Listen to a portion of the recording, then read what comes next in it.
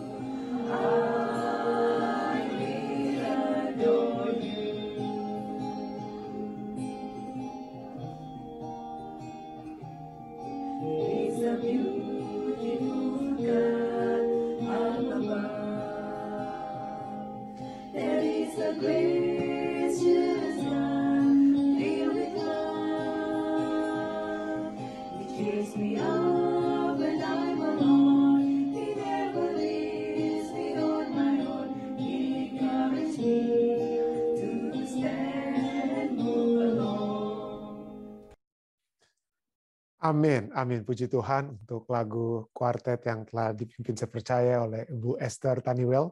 Sudah beberapa kali saya bermohon kiranya beliau dapat memberikan lagu pujian yang dapat kita dengarkan bersama. Jadi kerinduan kami di Jemaat Fisdak sudah terjawab. Ya, terima kasih kepada Ibu Esther Tanimelonda dan Ibu Yosina juga saya percaya sudah membawakan lagu pujian tadi. Baik, kita akan mengikuti doa buka yang akan dibawakan oleh Om Pendeta Rein Kesaulia. Silakan Om. Terima kasih Pendeta. Ya. Mari saudara-saudara kita satu dalam doa. Ya Tuhan, Allah kami yang bersemayam di surga, pada saat ini dalam seluruh kerendahan hati kami menyerahkan pekabaran ini kepadamu Tuhan. Karena hanya dengan perantaraan Roh Kudus saja yang menggunakan Pendeta Stephen untuk meneruskan pekabaran ini kepada kami. Dan oleh perkataan, oleh Roh Kudus saja, pekabaran ini akan hidup di dalam kehidupan kami dan membawa kami semakin dekat kepada Tuhan. Terima kasih Tuhan untuk kesempatan yang indah ini, yang jarang sekali kami peroleh dimanapun. Oleh sebab itu Tuhan tolong agar kami semua mendengarkan dan ikut di dalam acara ini dengan penuh perhatian kepada pekabaran yang Tuhan berikan melalui pelajaran sekolah sahabat. Pimpin Pendeta Stephen, kuasai dia dengan kuasa-Mu, kuasa Roh Kudus dan juga kami semua, agar semua pekabaran yang kami dengar ini boleh merubah tabiat kami menjadi sama dengan tabiat dari Yesus Kristus. Terima kasih pula Tuhan Engkau memelihara atau menjaga seluruh peralatan yang digunakan. Memberkati semua kami yang sudah hadir melalui Zooming ataupun melalui media yang lain. Kami percaya Tuhan Engkau sudah dengar dan jawab doa kami. Dan kami yakin juga Tuhan sudah mengampuni kami. Terpujilah nama-Mu Tuhan, kehendak-Mu yang jadi. Kami sudah berdoa dalam nama Yesus, Tuhan dan penebus kami. Amin. Amin. Amin. Terima kasih. Terima kasih banyak Om Pendeta Rein. Baik saudara sekalian, seperti biasa saya akan membagikan pelajaran kita. Dan pada saat ini kita memiliki satu judul, beragam jenis pengorbanan. Ya, beragam jenis. Kenapa ada beragam jenis pengorbanan? Dalam tujuan apa? Nanti kita akan lihat bahwa ini dalam satu konteks di mana supaya kedalaman, ketinggian, kebesaran daripada kasih Tuhan itu dapat menjangkau setiap umat manusia untuk dapat diselamatkan. Jadi itu beragam jenis pengorbanan. Jadi Tuhan memiliki berbagai cara agar supaya saudara dan saya dapat datang kepadanya. Jadi bukan hanya satu cara, berbagai cara. Nanti kita akan lihat, inilah pelajaran kita pada saat ini yang berjudul beragam jenis pengorbanan, diverse kinds of sacrifices. Kematian, Yesus memberikan pengampunan atau pemaafan ya atas dosa-dosa kita. Pengampunan dosa kita, bagaimanapun juga itu melibatkan lebih dari sekedar pembatalan hukuman atas pelanggaran yang kita telah buat dalam perjanjian kita dengan Allah. Pengampunan dosa itu melibatkan elemen lain yang penting. Itulah mengapa sistem pengorbanan. Jadi itu bukan hanya seperti kata kita lihat itu bukan hanya sekedar pembatalan hukum, tapi menandakan apa Allah kita, siapa Allah kita ya. Elemen lain yang lebih penting itu ya. Itulah mengapa sistem pengorbanan Israel memiliki 5 jenis pengorbanan yang berbeda. Masing-masing perlu untuk mengungkapkan apa? Kekayaan makna salib Kristus. Ya. Kekayaan makna salib Kristus. Bacalah Efesus 3, 14-19. Apa permintaan doa Paulus atas nama orang-orang percaya? Ayat 14-15 bagaimana Rasul Paulus mulai berdoa ya. Dia bermohon. Dan ayat 16 kita baca, Rasul Paulus katakan apa? Aku berdoa supaya ia menurut kekayaan kemuliaannya menguatkan dan meneguhkan kamu oleh rohnya di dalam batinmu. Sehingga oleh imanmu Kristus diam di dalam hatimu dan kamu berakar serta berdasar di dalam kasih. Aku berdoa supaya kamu bersama-sama dengan segala orang kudus dapat memahami betapa lebarnya, panjangnya, tingginya, dan dalamnya kasih Kristus. Jadi ini yang kekayaan Kristus itu. Dia ingin agar dapat meneguhkan dan menguatkan kita. Berakar.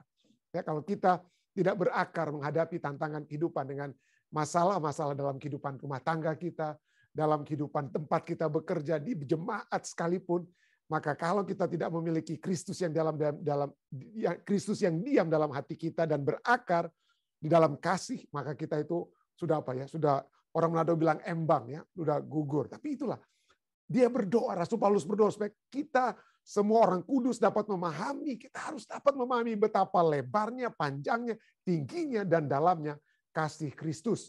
Dan dapat mengenal kasih itu, sekalipun ia melampaui segala pengetahuan. Aku berdoa, Rasul Paulus katakan, supaya kamu dipenuhi di dalam seluruh kepenuhan Allah. Ya, dapat dipenuhi dalam seluruh kepenuhan Allah. Jadi, wow, ini satu hal yang begitu indah. Ada begitu banyak mungkin khotbah yang dapat kita buat dari Efesus 3 ayat 14 atau 16 sampai 19 ini ya. Bagaimana Rasul Paulus ingin supaya kita apa ya?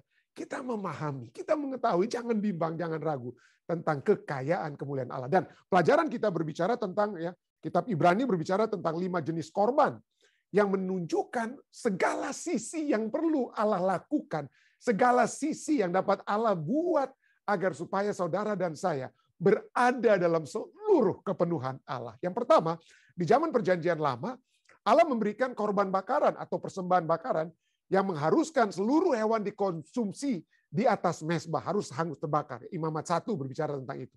Itu mewakili Yesus yang hidupnya dikonsumsi untuk kita. Penghapusan menuntun komitmen total Yesus untuk kita. Penghapusan meskipun dia setara dengan Allah ya. Meskipun Yesus setara dengan Allah, Yesus namun mengosongkan dirinya sendiri dan mengambil rupa seorang hamba. Filipi 2 5 sampai 8. Itulah dia melambangkan korban bakaran tersebut. Apa yang kedua? Korban sajian. Apa itu ya? Korban sajian merupakan pemberian syukur atau penyediaan makanan dari Tuhan bagi umatnya. Kita memberikan ucapan syukur, itulah persembahan dengan kata lain. Kita memberikan persembahan. Kenapa? Karena apa yang Tuhan sudah berikan terlebih dahulu pada kita. Kita membawakan. Jadi pemberian syukur itu melambangkan penyediaan makanan dari Tuhan bagi umatnya. Itu juga melambangkan Yesus roti hidup yang melaluinya kita memiliki hidup yang kekal. Jadi dari segala sisi, dari segala segi, dari segi rohani, korban bakaran, dari segi badani juga ada tercantum atau tersirat dari korban sajian. Tuhan berikan. Tuhan berikan. Tuhan tidak hanya mau Andanya mendapatkan berkat rohani, tapi juga berkat badani. Supaya kita memenuhi atau dipenuhi dengan seluruh kepenuhan Allah. Yang ketiga adalah korban keselamatan. Korban keselamatan menyiratkan makan bersama dengan teman dan keluarga untuk merayakan kesejahteraan yang disediakan oleh Tuhan. Imamat pasal 3. Itu melambangkan Kristus yang pengorbanannya memberikan kedamaian bagi kita. Itu juga menekankan bahwa kita perlu berpartisipasi dalam pengorbanan Yesus dengan makan dagingnya dan minum darahnya. Pertama-tama, korban keselamatan ini merujuk pada Yesus yang memberikan apa? Keselamatan. Tetapi pada saat yang bersamaan juga, korban keselamatan itu membawa kita untuk melihat kasih Tuhan yang dapat terpantul. Yang dapat terpantul dari sesama kebersamaan umat-umat apa? Kebersamaan umat-umat Tuhan. Jadi ada fellowship di dalamnya. Ya, ada kebersamaan. We are not an island. We are not just an island ya. Kita tidak bisa berdiri dengan diri kita sendiri terlepas daripada orang lain, tetapi seperti kita membutuhkan Yesus, maka Yesus juga dapat menggunakan umat-umat Tuhan lainnya untuk mendapat apa? Menjadi satu sarana di mana kita dapat dikuatkan. Yang keempat, kita melihat ada korban penghapus dosa, yaitu menyediakan penebusan dosa. Imamat 4 ayat 1 sampai Imamat 5 ayat 13 ya. Pengorbanan ini menekankan peran darah hewan yang mewakili kehidupannya untuk menyediakan penebusan dari dosa, dan ini menunjuk pada darah Yesus yang menebus kita dari dosa-dosa kita. Jadi segala sesuatu ya, upacara di zaman Perjanjian Lama, ingat itu adalah lambang yang merujuk pada siapa? Tidak lain dan tidak bukan kepada Yesus. Jadi dari kelima korban ini kita sudah lihat semuanya itu pertama-tama merujuk kepada siapa? Merujuk kepada apa yang Yesus telah lakukan supaya saudara dan saya dapat diselamatkan. Dapat diselamatkan. Dan yang kelima, yang terakhir bicara tentang korban penebus salah. Yang memberikan pengampunan dalam kasus-kasus di mana perbaikan atau pemulihan adalah suatu hal yang mungkin.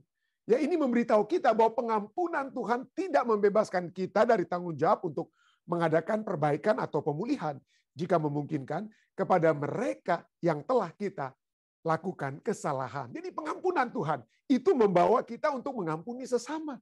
Jadi kalau kita katakan, waduh saya tidak bisa mengampuni suami lagi, saya tidak bisa mengampuni istri, saya tidak mengampuni orang lain. Wah itu kita juga menyatakan mungkin kalau kita katakan, wah dosa mereka itu begitu hebat pendeta. Ya, bagaimana dengan dosa kita dengan Tuhan? Bagaimana dengan kesalahan kita dengan Tuhan? Lebih tentunya, jauh lebih hebat. Jadi jangan pernah mungkin kita katakan, wah ini orangnya ini nggak bisa saya ampuni mungkin ya. Tuhan memerintahkan kita untuk mengampuni karena dosa-dosa kita pribadi itu jauh lebih besar ya daripada dosa orang lain terhadap kita. Nah, pelajaran kita kemudian ditutup dengan korban-korban bait suci mengajarkan kita bahwa pengalaman keselamatan lebih dari sekedar menerima Yesus sebagai pengganti kita. Kita juga perlu mendapat makanan darinya dan berbagi manfaatnya dengan orang lain, fellowship ya. Bukan hanya worship tapi juga fellowship ya. Bukan hanya berhubungan dengan Tuhan, kasih kepada Tuhan tapi juga kasih kepada apa ya? Sesama ya. Kita juga perlu mendapatkan makanan darinya, berbagi manfaatnya dengan orang lain dan mengadakan pemulihan kepada mereka yang telah kita lakukan kesalahan. Ya, forgiveness. Wah ini kita sudah sering kali kita bahas ya di pelajaran Sekolah Sabat ini berbicara tentang forgiveness. Mungkin saya pikir mungkin 3-4 kali kita sudah di waktu-waktu lalu pelajaran Sekolah Sabat kita kena kepada pengampunan tersebut. Kenapa? Mungkin ini adalah satu lagu yang harus kita ulang-ulangi supaya kita diingatkan terus. Kenapa? Karena dari waktu ke waktu kita sering kali pengampunan kita itu ada batasnya. Kita memiliki batas, kita main hitung, waduh kalau suami saya salah 1 kali, 2 kali, 3 kali, wah ini the end. Ini kesalahan terakhir, nggak akan saya akan ampuni lagi. Udah, habis dia. Ya, atau pasangan hidup kita, suami, istri, anak, orang tua, waduh habis, nggak ada lagi. Tapi coba kita lihat, bagaimana dengan Tuhan kita ya? Bagaimana dengan Tuhan kita? Apakah dia ada batasnya? Tentu saja ya, kalau kita memang sama sekali menolak panggilannya, mendukakan Roh Kudus dan kita tidak lagi menyadari kesalahan itu sebagai kesalahan, ya mungkin tidak ada lagi Tuhan dapat buat.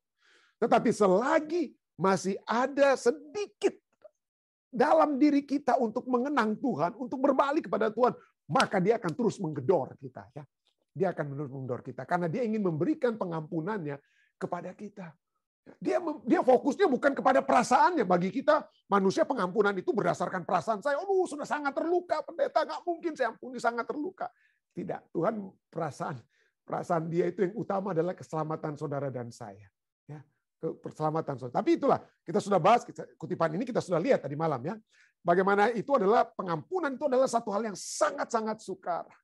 Ya, itulah sebabnya keadilan dan kasih itu apa? Bertemu di dalam diri Yesus dan dalam diri. Kenapa sangat sukar? Orang-orang manusia duniawi sekalipun udah akui pengampunan itu sangat sukar. Ya, kenapa adanya psychological motivation to avoid being exploited by others? Kita tidak mau mengampuni karena nanti saya dibuat semena-mena pendeta, saya dibuat suka-suka sama orang lain ya.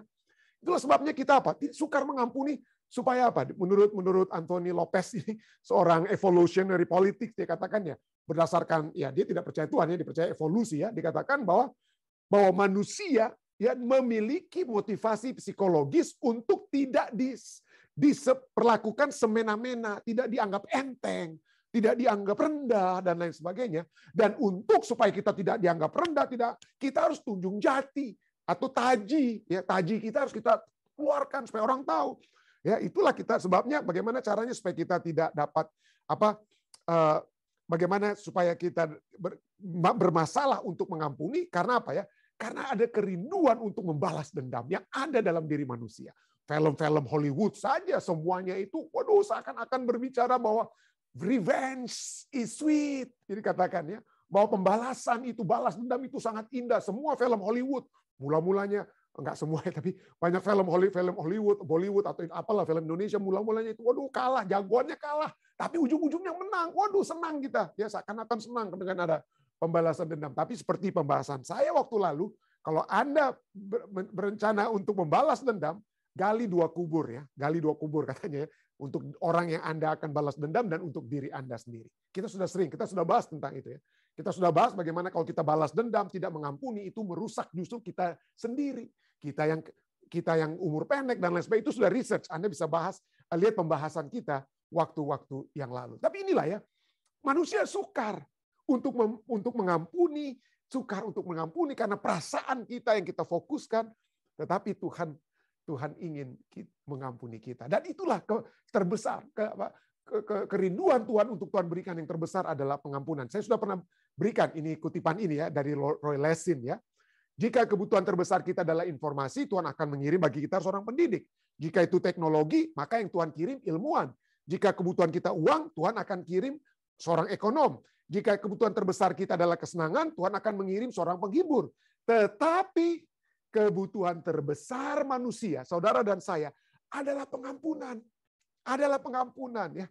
Oleh sebab itulah Tuhan mengutus bagi kita seorang juru selamat. Dan Allah kita adalah Allah yang mengampuni, saudara ya. Matius 6 ayat 12, dia bukan hanya memberikan pengampunan kepada kita, tapi dia juga memerintahkan kita untuk saling mengampuni. Ampunilah kami dalam doa kita ya, doa Bapa. Ampunilah kami akan kesalahan kami seperti kami juga mengampuni orang yang bersalah kepada apa?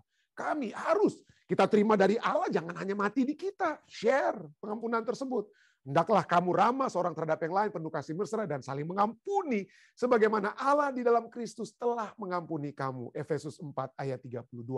Kolose 3:13, sabarlah. Wah, saya tekankan kata sabar. Kenapa? Nanti saya akan kita akan hubungkan ya. Tapi sabarlah kamu seorang terhadap yang lain dan ampunilah seorang akan yang lain apabila yang seorang ya menaruh dendam terhadap yang lain sama seperti Tuhan telah mengampuni kamu, kamu perbuat jugalah demikian. Jadi mengampuni itu begitu banyak ya, begitu banyak ayat-ayat lainnya yang saya tidak sempat tulis lagi. Harus mengampuni, harus mengampuni. Harus, itu adalah satu apa? Satu keharusan dari Tuhan. Nah, kenapa saya menekankan kata sabar? Karena kalau orang yang tidak sabar sukar untuk mengampuni, saudara. Ya, orang yang tidak sabar itu sukar untuk mengampuni. Kenapa? Karena dia mau nyebar, cepat begitu ya. Dan pengampunan dan kesabaran ini adalah satu hal yang selalu disatukan dalam ayat-ayat Alkitab. Dan dihubungkan dengan Tuhan. Tuhan yang mengampuni, bagaimana karakter Tuhan yang mengampuni? Tuhan yang dalam prakteknya dia mengampuni, apa kira-kira nature daripada Tuhan? Yaitu dia memiliki karakter kesabaran. Ya. Tuhan itu berpanjang sabar, bilangan 14 ayat 18. Dan kasih setianya berlimpah-limpah. Ia mengampuni kesalahan dan pelanggaran. Tetapi sekali-sekali tidak membebaskan orang yang bersalah dari apa? Hukuman, karena dia ada adil. Ya, kita sudah bahas tadi malam. Allah yang kasih, tapi juga pada saat bersamaan Allah yang apa? Allah yang adil. Jadi Tuhan yang mengampuni adalah Tuhan yang sabar. Jadi kalau Anda sukar untuk mengampuni, mungkin pertama-tama kita harus melihat dulu konsep kesabaran itu. Jadi banyak yang pikir, aduh sukar untuk mengampuni. Apakah kita memiliki apa? Kesabaran. Nah, apa itu artinya kesabaran? Ya, apa? Saya sabar pendeta. Mungkin Anda kata, apa buktinya Anda sabar? Kalau saya orang antri, mobil antri atau apa ya saya sabar, saya antri. Konsep Alkitab tentang kesabaran itu bukan hanya yang seperti kayak tadi, sabar dalam antrian, sabar saya dalam menempuh pendidikan, sabar dalam kumpul uang untuk beli rumah dan lain sebagainya.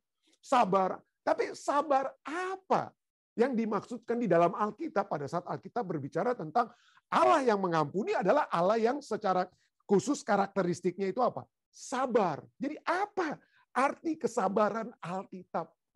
Apa artinya? Nah, seringkali kita hanya memahami kesabaran itu dari satu sisi. Apa sisinya ya? Ada dua pemahaman sabar dalam Perjanjian Baru khususnya. Saya bisa hubungkan dengan Perjanjian Lama, tapi Perjanjian Baru menarik sekali, saudara. Kata sabar ini yang ditekankan dengan kata, kita sudah pernah bahas ini ya. Hipo atau hupomone. Kata hupomone, tekun, patient, endurance. Hipo dari kata under, meno, remaining under atau endurance ya. Ketekunan, ini berbicara tentang ketekunan, tekun dalam berpendidikan, sabar dalam mencari gelar pendidikan, sabar endurance dalam mengumpulkan apa dan lain sebagainya untuk dapat gereja, mungkin seperti Visdak begitu ya. Sabar, itulah kesabaran itu ya. Jadi dalam tantangan kehidupan itu kita sabar. Orang antri di bus untuk naik bus, untuk segala satu. Jadi kita sabar dalam arti dalam menghadapi tantangan-tantangan kehidupan. Dan itulah sebabnya Roma 2 ayat 7 menggunakan kata hipomone ini ya, yaitu hidup kekal pada mereka yang dengan tekun berbuat baik ya. Sabar dalam apa? Berbuat baik, sabar dalam bertindak ya. Nah, itu sabar yang pertama ya. Sabar yang pertama adalah berpusat kepada apa? Menghadapi tantangan kehidupan. Itu ditulis dalam Roma 2 ayat 7. Tapi dalam Roma 2, pasal 2 ini juga berbicara tentang satu jenis kesabaran lainnya. Apa itu? Yang kedua ini adalah sabar yang memiliki arti panjang sabar. Dan kata Yunaninya berbeda, yaitu makrotumia. Menggunakan kata makrotumia, bukan lagi hypomone, tapi makro. Yang itu dari kata long, makros artinya long, timos artinya passion atau anger. Artinya, ini adalah seseorang yang menunggu waktu yang cukup sebelum mengungkapkan kemarahan, passionnya, ya, angernya terhadap seseorang. Jadi panjang sabar ini lebih fokus kepada siapa ya? Kepada manusia, supaya manusia itu dapat kembali disatukan dengan kita. Atau manusia itu yang Allah yang panjang sabar, supaya Allah dapat memberikan kesempatannya, supaya manusia itu dapat kembali bersatu, selamat di dalam naungan Allah. Jadi itu ya. Jadi tadi kita sudah baca Roma 2:7. Roma 2 ayat 4 berbicara tentang kesabaran ini, yaitu makrotumia. Maukah engkau menganggap sepi kekayaan kemurahannya? Kesabarannya bukan lagi hupomone, tapi sekarang makrotumia. Makrotumia dan kelapangan hatinya. Tidakkah engkau tahu bahwa maksud kemurahan Allah ialah menuntun engkau kepada pertobatan. Jadi kesabaran Allah sekarang bukan terhadap tantangan kehidupan, tapi terhadap umat manusia yang keras kepala. Dan ini adalah satu definisi kasih yang juga kita lihat. Kalau kita membaca, Anda mungkin baca 1 Korintus 13 definisi tentang kasih. Anda bilang, kok pendeta, panjang sabar atau sabar, kata sabar itu kenapa 2 kali muncul dalam kitab 1 Korintus 13? Ya, satu itu berbicara tentang makrotume, yaitu sabar terhadap manusia yang menantang kita nggak sabar nih, suami kok model begini, istri kok model begini, ujung-ujungnya. Jadi sabar itu terhadap manusia, sedangkan yang satunya hupomone, itu sabar terhadap tantangan kehidupan. Itulah disinilah antri dan lain sebagainya, cari uang, cari pendidikan dan lain sebagainya. Itulah hupomone. Nah, kalau kita lihat, ya penekanan itulah sebabnya kita bisa melihat sekarang bahwa pada saat Alkitab berbicara tentang sabar, kata sabar itu berarti adakah orang yang harus kita ampuni itu. Kita memiliki kesabaran mengampuni mereka supaya mereka dapat bukan hanya disatukan dengan kita, tetapi juga disatukan dengan Allah. Disatukan dengan Allah. Jadi pada saat kita memberikan pengampunan kepada orang lain, dunia katakan itu bagus untuk kita. Kita jadi panjang umur lah kita, jadi tidak stres kita saat kita mengampuni orang lain. Tapi sesungguhnya kalau kita mengampuni orang lain, itu kita sedang membawa dia untuk disatukan kembali dengan Tuhan. Apalagi kalau orang itu yang bersalah. Ya, kita sedang menyelamatkan dia, saudara. Kita sedang itulah sebabnya kita dibutuhkan untuk menjadi orang yang sabar dan mengampuni supaya kita membawa orang lain untuk dapat apa? Selamat. Keluaran 34 ayat 6 berbicara bahwa karakter Allah itu bukan hanya kasih dan adil yang kita sudah pelajari tadi malam waktu Amerika. Tapi karakter Allah juga adalah apa? Sabar. Ya, Tuhan Allah penyayang dan pengasih, panjang sabar, long suffering. Ya, nanti kita lihat ya, berlimpah kasih dan setia. Panjang sabar terhadap apa? Bukan antrian, terhadap manusia. Terhadap manusia, orang-orang Israel yang keras kepala, tegar tengkuk, dan lain sebagainya. Amsal 86 ayat 15. Tetapi engkau ya Tuhan Allah, penyayang dan pengasih, panjang sabar, dan berlimpah kasih setia. Untuk siapa? Untuk manusia. Ya, untuk manusia. Ya. Jadi panjang sabar itu artinya bahasa Alkitab bahasa Inggris menggunakan kata slow to anger, long suffering. Artinya suffers long. Ya. Dia yang menderita lama panjang. Yaitu apa yang terjadi? Allah menahan penghakimannya. Allah menahan penghakimannya dan terus menawarkan keselamatan dan kasih karunia-Nya untuk jangka waktu yang lama. Ya, jangka waktu. Dan kita sudah lihat bagaimana kesabaran Allah ini terbukti. Ya, seharusnya di zaman Nuh itu udah lama itu ya, udah lama itu air bah itu turun, tapi Allah 120 tahun, saudara, 120 tahun Nuh itu berkhotbah. Panjang sabar sekali itu. Hebat sekali. 1 Petrus 3:20. Allah tetap menanti dengan sabar waktu Nuh sedang mempersiapkan Bahtera, di mana ujung-ujungnya 120 tahun dia berkhotbah, ujung-ujungnya hanya 8 orang ya. 8 orang saja yang selamat ya. Yang diselamatkan oleh kenapa? Karena dia panjang sabar. Mungkin kita bilang, aduh Tuhan, ini orang-orang ini udah keras kepala, Tuhan datanglah cepat. Tapi ya pandangan Anda itu berpusat kepada diri Anda kan.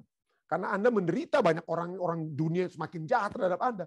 Itulah kita ya. Kita nggak sabaran ya. Kenapa? Karena kita tidak melihat bahwa pada saat kita memiliki kesabaran, pengampunan terhadap orang lain, kita bukan sedang membawa mereka untuk damai dengan kita saja, tapi berdamai dengan Tuhan.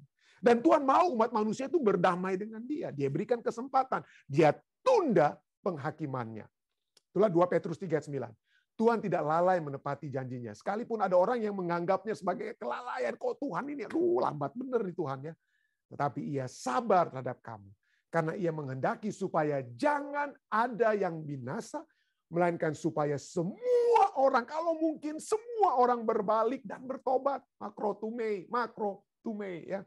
Keselamatan umat manusia. 2 Petrus 3:15. Anggaplah kesabaran Tuhan kita sebagai kesempatan bagi kita, bagi umat manusia, untuk beroleh selamat. Nah, dari tadi saya kutip, ini 1 Petrus 3, 2 Petrus 3, 2 Petrus 3, 15. Kenapa banyak sekali Petrus ini berbicara tentang apa ya? Kesabaran. Kenapa? Dia banyak berbicara tentang Allah yang sabar, Allah yang mengampuni dia dengan kesabaran. Kenapa? Karena Petruslah yang paling banyak mendapatkan kesabaran dan pengampunan Allah. Petrus ditunggu-tunggu sampai dia benar-benar apa? Benar-benar bisa diselamatkan ya. Kita tahu ya, saya pernah khotbahkan ini bagi saudara yang ada di Washington State dan juga mungkin yang di Colorado, Anda sudah pernah mendengarkan. Khotbah saya berbicara sedikit tentang Petrus. Saya cuma singgung sedikit ya. Saya singgung sedikit. Bagaimana Petrus sebelum ayam berkokok 3 kali. Pada saat itu dikatakan dalam Matius 26, 31-35, Yesus berkata kepada mereka, malam ini kamu semua. Yesus bukan sedang berbicara, malam ini Petrus, imanmu akan tergoncang karena aku. Oh enggak. Yesus sedang berbicara kepada apa? Kepada 11 muridnya. Oh, Yudas sudah pergi waktu itu ya. Yudas sudah pergi. Jadi ada hanya 11. Jadi Yesus berbicara kepada semua, tapi siapa yang jawab? Siapa yang jawab Yesus? Ya. Petrus menjawab. Ayat 33. Biarpun mereka semua tergoncang imannya karena Engkau, aku sekali-kali tidak, Tuhan. Aku sekali-kali tidak. Waduh, hebat sekali ya.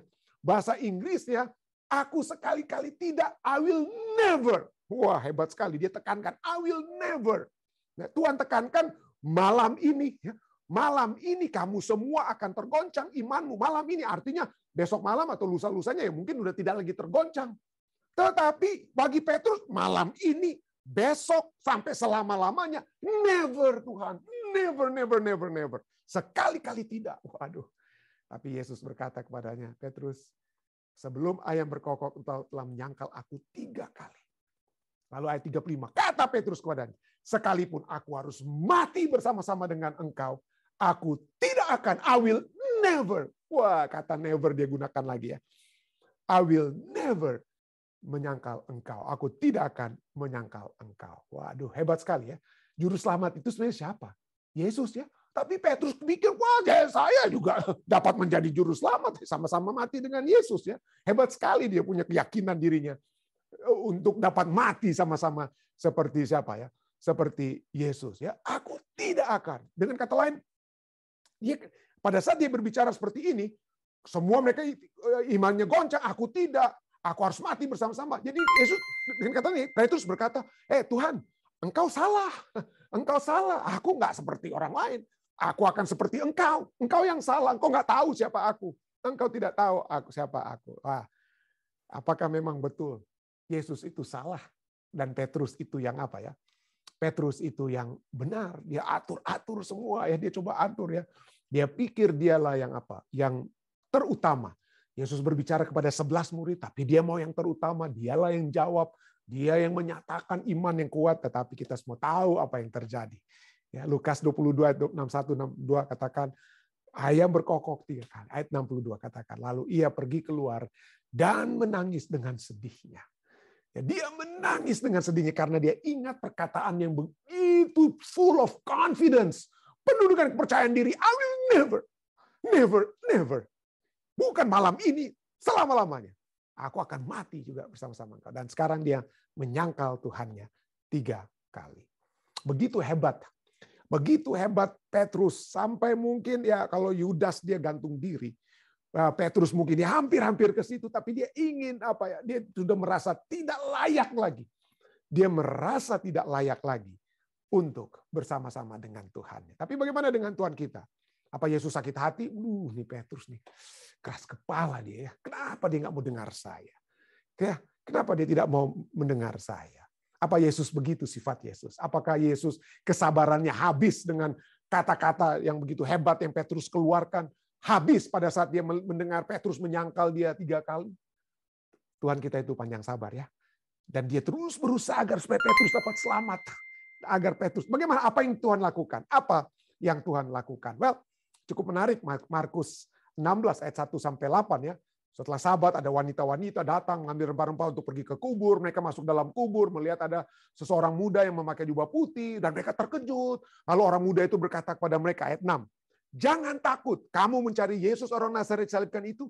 Ia telah bangkit, ia tidak ada di sini. Lihat, inilah tempat mereka membaringkan dia. Tetapi sekarang pergilah kepada murid-muridnya dan kepada Petrus. Ia mendahului kamu ke Galilea. Di sana kamu akan melihat dia seperti yang sudah dikatakannya kepada kamu. Lalu mereka keluar lari meninggalkan kubur itu. Anda lihat ada yang aneh di ayat-ayat ini? Apa anehnya? Apa kata Yesus malaikat tersebut yang aneh di sini? Ya, yang Anda dapat lihat di sini adalah apa yang tertulis di ayatnya yang ke-7. Tetapi sekarang pergilah, katakanlah kepada murid-muridnya, murid-murid Yesus, dan kepada siapa? Kepada Petrus. Secara lebih spesifik, malaikat katakan, bilang kepada Petrus. Ya. Pertama, apakah Petrus itu bukan murid-murid Yesus? Petrus itu murid-murid Yesus. Tapi dia sudah merasa bahwa dia mungkin bukan lagi murid Yesus dengan apa yang dia telah lakukan. Dia sudah merasa dia tidak mungkin lagi Tuhan akan mengampuni dia. Tidak mungkin ada lagi kesabaran Tuhan kepadanya. Tapi secara spesifik, malaikat berkata, katakanlah kepada murid-muridnya, dan kepada Petrus. Dan kepada apa? Petrus. Kenapa? Karena Allah kita dan juga Yesus Kristus tidak ingin Petrus hilang. Ya, tidak ingin Petrus hilang. Itulah sebabnya Rasul Paulus juga berbicara tentang hal yang sama. Ya, 1 Korintus 15 ayat 3-5. Kristus telah mati karena dosa-dosa kita sesuai dengan kitab suci. Bahwa ia telah dikuburkan dan bahwa ia telah dibangkitkan pada hari yang ketiga sesuai dengan kitab suci. Ayat 5. Bahwa ia telah menampakkan diri kepada Kefas, Kefas itu Petrus, dan kemudian kepada kedua belas muridnya. Jadi Kefas, Yesus dengan kata lain, Yesus datang, ayat ini Rasul Paulus ingin menunjukkan secara lebih spesifik bahwa si Kefas, si Petrus, yang lari jauh dari Tuhan, yang menolak Tuhan, yang menolak Tuhan sampai 3 kali. Tetapi Tuhan pertama-tama lari, datang kepadanya. Menampakkan diri pertama kepadanya. Baru kemudian kepada apa? Ke-12 muridnya yang lain. Jadi fokus surga adalah kepada Petrus saat itu. Dan hal yang sama menjadi bagian kita. Fokus surga adalah kepada saudara dan saya. Kita semua. Ya, kepada kita semua. Kesabarannya agar supaya tidak ada yang binasa. Melainkan setiap orang yang percaya boleh memperoleh keselamatan. Kiranya kesabaran Tuhan, pengampunan itu dapat menjadi bagian kita semua. Saya bawain dalam nama Yesus. Amin. Baik, saudari sekalian, terima kasih masih sama-sama dengan kami pada saat ini. Mungkin ada tambahan sehubungan dengan pelajaran kita. Silakan Papi, Mami, dan Om Rain. Ya. Sudah, bagus sekali. Thank you. Ya. Ada tambahan mungkin dari Om Rain? Terima kasih banyak, Tip. Silakan, Om. Komplit. Oke. Makasih. Jika tidak ada tambahan dari orang-orang tua kita, mungkin dari saudara-saudari lainnya, silakan. Ada kira-kira? Dari Bapak Simatupang, Bapak Awi, tidak ada. Ya. Jika tidak ada, bagaimana dari live stream, Dek? Ini ada tambahan dari Om Didi. Silakan. Dalam bahasa Inggris saya akan bacakan aja, Pendeta. Ya, silakan. In general, I agree with the lesson. We need to be patient, but I think it should be a limit. There is a time for us to speak up and stand what we believe in. Even God has limits. For example, when the Israel complained, basically he told Moses, "Let me kill them all." With that statement, it shows there is a limit to be patient. Ya, betul. Jadi artinya sekali lagi ya, kita sudah pelajari tadi malam bahwa kasih dan keadilan itu harus berjalan bersama-sama ya. Kita tidak membiarkan orang dalam kesalahan mereka ya. Kita tidak, tapi dalam konteks ini kita dapat melihat bahwa keadilan adalah seperti yang Fletcher katakan, that justice is love distributed. Jadi pada saat kita menegur orang lain di dalam kasih, kita sedang membawa dia untuk selamat. Jadi itulah kesabaran tersebut ya. Kita menuntun orang supaya dapat apa? Dapat selamat. Jadi kita tidak seperti Petrus bertanya, Tuhan berapa banyak kita dapat mengampuni seseorang? Dia pikir 7 kali, wah sudah hebat. Tapi 70 kali 7 artinya tidak terbatas. Betapa dalamnya, tingginya, lebarnya, dan panjangnya kasih Tuhan kita ya. Dan pada saat kita melihat ini pengampunan maupun kesabaran, bukan berarti kita membiarkan saja. Ya, kita tidak membiarkan orang dalam kesalahan mereka.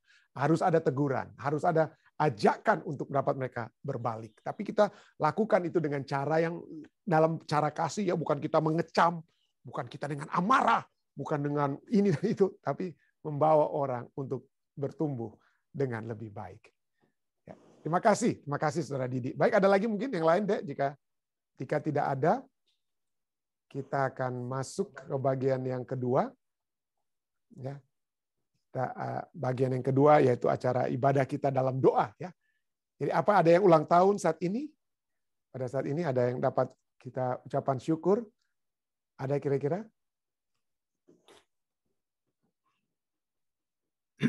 Ya silakan Om. Oh, saya kira ada yang dari Zoom. Ya. Jika tidak ada dari saya ada 2 page sekarang di Zoom kita, sudah semakin banyak saudara kita yang bergabung di Zoom. Saya sangat menghargai saudari yang sudah bergabung bersama-sama ya. Saya mohon maaf yang di live stream saya tidak bisa lihat, tapi saya juga bersyukur atas kehadiran Anda semua di acara ibadah kita ini. Baik, jika tidak ada dari Zoom, dari live stream silakan Dek. Dari live stream ada permintaan doa dari Ibu Marta Lamkandawa Wangko, kata tolong tetap doakan mereka satu keluarga pendeta, dan juga silent request yang biasa pendeta. Oke.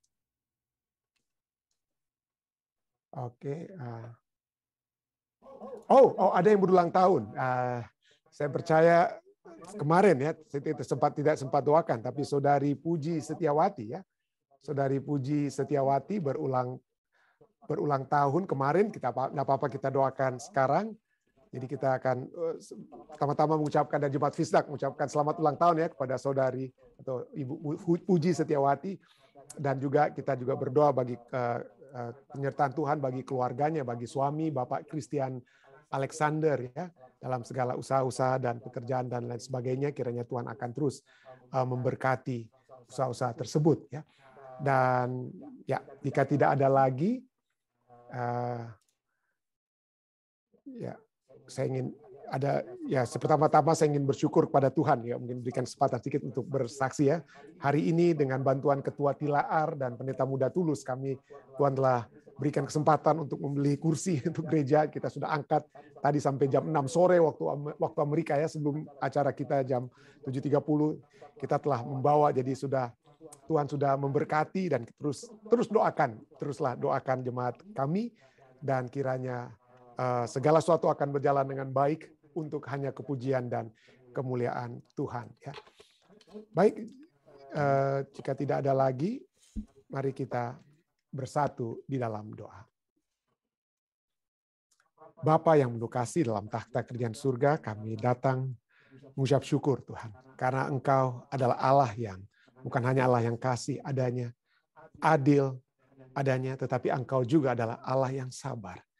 Panjang sabar, karena Engkau tidak ingin ada yang hilang di antara kami. Engkau memberikan kesabaran yang begitu hebat pada kami, sehingga pengampunan demi pengampunan dapat terus menjadi bagian kami, dapat membawa kami untuk berjalan bersama-sama dengan Engkau, dapat membawa kami dalam pengampunan tersebut untuk lebih dekat dengan Engkau, dan kami dapat mengikis segala kekurangan-kekurangan yang ada dalam kehidupan kami. Kami lemah Tuhan, kami sering jatuh bangun, tapi kami bermohon kiranya Engkau hanya dengan kekuatan-Mu Tuhan akan mengangkat kami. Kami tidak sanggup bahkan melihat kesalahan, kelemahan diri kami. dosa-dosa yang kami lakukan. Kami tidak sanggup untuk mengatasinya, Tuhan. Hanya Engkau yang sanggup untuk mengatasi dan mengangkatnya. Angkatlah kami, Tuhan. Bantulah kami. Agar kami dapat selalu berjalan bersama-sama dengan Engkau dan memiliki satu kehidupan yang lebih baik dari waktu ke waktu. Dan jika ada kekecewaan dalam kehidupan kami oleh sebab orang-orang yang menyakiti kami, ampunilah kami terlebih dahulu. Yang mungkin juga memiliki peran dalam permasalahan tersebut. Ampunilah kami. Dan jika itu juga ada kesalahan orang lain, ampunilah juga mereka, Tuhan. Biarlah kami, diri kami sendiri dan orang-orang tersebut dapat disatukan kembali untuk dibawa bersama-sama masuk ke dalam kerajaan. Saat ini kami juga berdoa bersama-sama dengan umat-umat Tuhan yang merayakan penyertaan Tuhan panjang kehidupan mereka. Kami ingin berdoa bagi Saudari Puji Setiawati, Ibu Puji Setiawati yang berulang tahun kemarin. Kami berdoa kiranya Tuhan terus memberikan kekuatan kepadanya. Biarlah imannya semakin diteguhkan, ditambahkan dari waktu ke waktu. Biarlah Ibu Puji memiliki satu kedekatan dengan Tuhan. Karena kalau dia dapat melihat mungkin Tuhan, bahwa kedekatan dengan Tuhan telah memberikan kebahagiaan yang lebih. Walaupun dia mungkin akan menghadapi tantangan, walaupun setan mungkin akan berusaha begitu keras untuk menjatuhkan dia. Menjatuhkan umat-umat Tuhan yang ingin dekat dengan Engkau. Karena setan ingin bahwa umat-umat manusia itu berada di gengnya atau di grupnya Tuhan. Dia tidak ingin kami berada bersama-sama dengan Engkau. Tapi kami percaya Tuhan, Roh Kudus-Mu akan menuntun kami. Kuat kuasa-Mu akan menyertai kami. Sehingga Ibu Puji dan kami semua yang ingin bersama-sama dengan Engkau selalu mendapatkan perlindungan dan kekuatan yang pasti yang hanya daripada-Mu saja. Kami juga berdoa bagi suaminya, Bapak Saudara Christian Alexander, dalam usaha-usaha kehidupannya, Tuhan, dalam bisnisnya. Kami berdoa agar Tuhan dapat memberikan jalan keluar, memberikan hikmat akal budi agar supaya usaha-usahanya dapat berlangsung. Dan hamba-Mu juga ingin berdoa bagi seluruh umat-umat Tuhan yang sudah berbakti dengan urusan-urusan bisnis mereka, seperti keluarga Awi.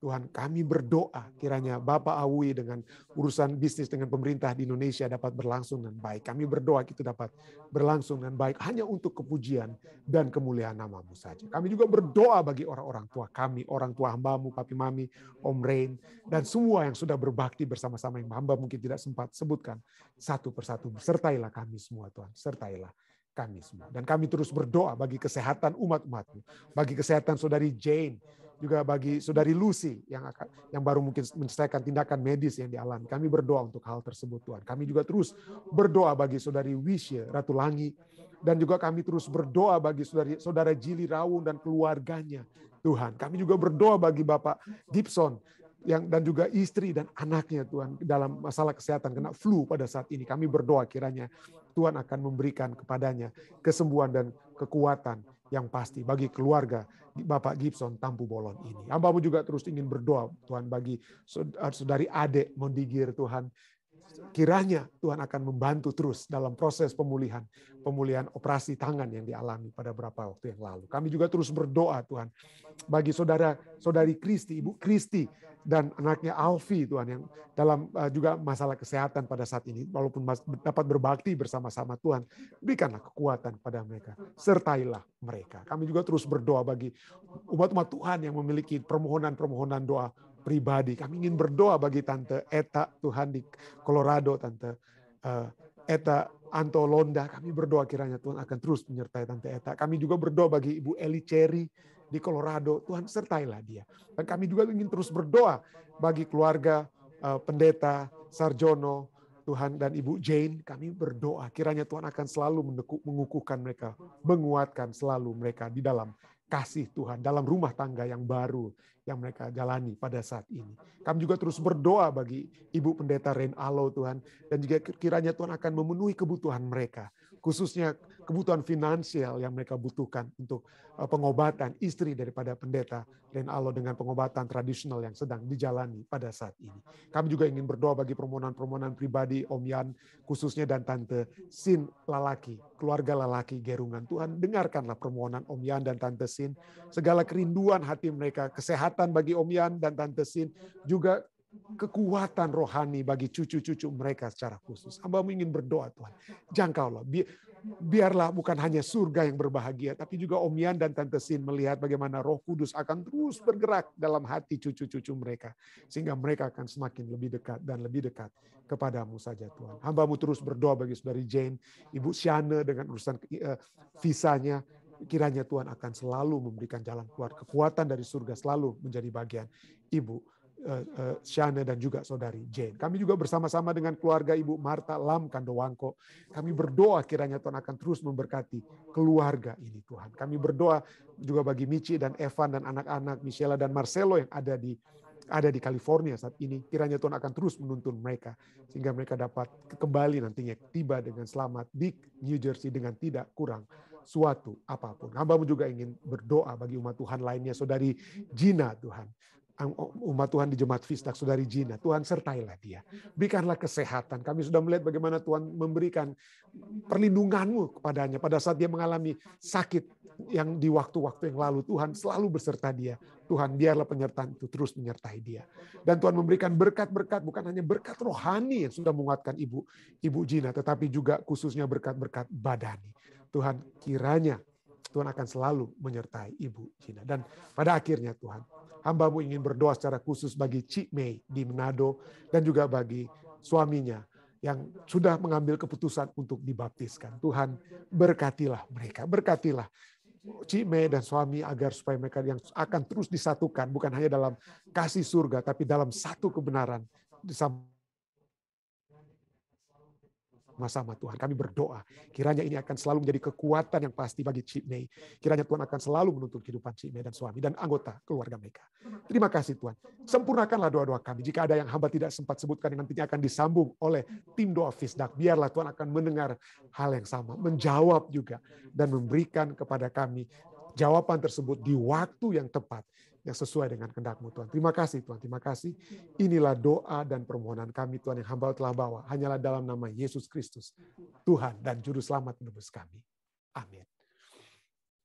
Sekali lagi terima kasih banyak ya, saudara-saudara sekalian yang sudah bergabung, yang sudah memberikan lagu-lagu pujiannya tadi, dari Esther, dari Yosina, dan semuanya lainnya. Terima kasih, sampai bertemu kembali besok di waktu yang sama. Tuhan memberkati kita semua.